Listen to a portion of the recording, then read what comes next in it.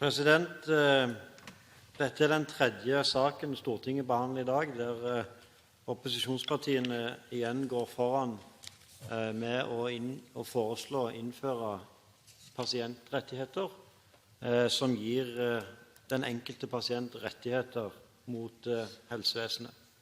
Det egentlig en gjentagelse av en historie som går veldig mange år tilbake i tid, i forhold til at det disse partiene som i første omgang kjempet fram den første ventetidsgarantien, og disse partiene som kjempet fram den individuelle medisinske fastsatte tidsfristen for pasienter, og det disse partiene som også i dag foreslår å forbedre denne ordningen.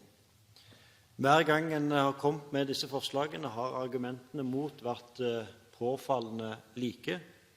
En bør heller jobbe med å øke kapasiteten i det offentlige helsesystemet. Systemet må få lov til å jobbe med å løse disse oppgavene. En bør heller ha målsetninger i stedet for garantier, osv. Så uansett hva en har foreslått, har argumentene vært det samme, men hver gang de partiene som i dag er i opposisjon har hatt flertall og fått gjennomført sin politikk, så er det aldri noen som har foreslått å reversere det man har fått vedtatt. Og det er jeg overbevist om også, kommer til å skje den gangen denne type rettigheter som vi har behandlet i dag, blir vedtatt.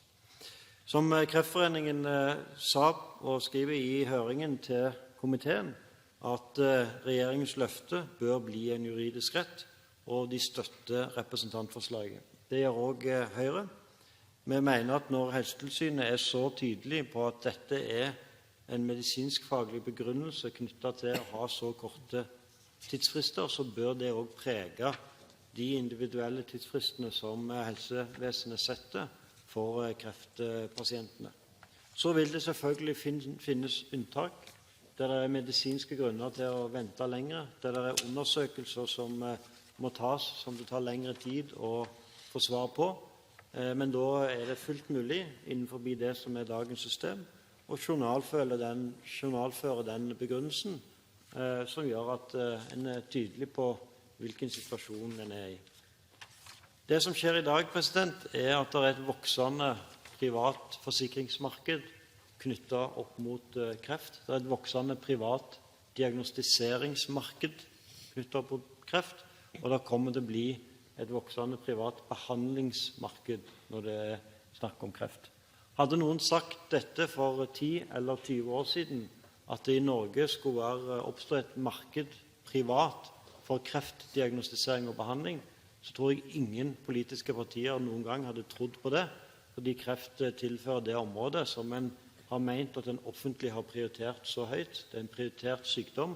Dette er et område som en aldri trodde at det skulle være mulig at det oppstod et privat marked for. Det har det.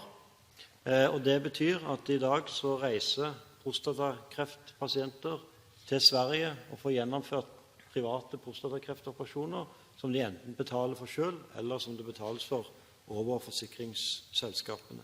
Det forslaget som ligger på bordet her i dag, ville gjort det mulig for alle pasienter i Norge, uavhengig om en har en privat helseforsikring, uavhengig av om en har en god økonomi, og ha akkurat de samme rettighetene som de som har en tykk lommebok eller en privat helseforsikring har. Dermed er dette et forslag som innebærer at en forbedrer helsevesenet vårt i retning av at vi hegner om at det er en offentlig oppgave å gi helsetilbud til alle, uavhengig av om en har en god eller dårlig økonomi, uavhengig av sosial status og kjennskap og vennskap inn i helsevesenet. Derfor er dette et viktig forslag for å sikre at vi har et godt offentlig helsevesen, og at vi har et helsevesen som gir like muligheter for alle pasienter, uavhengig av sosial status.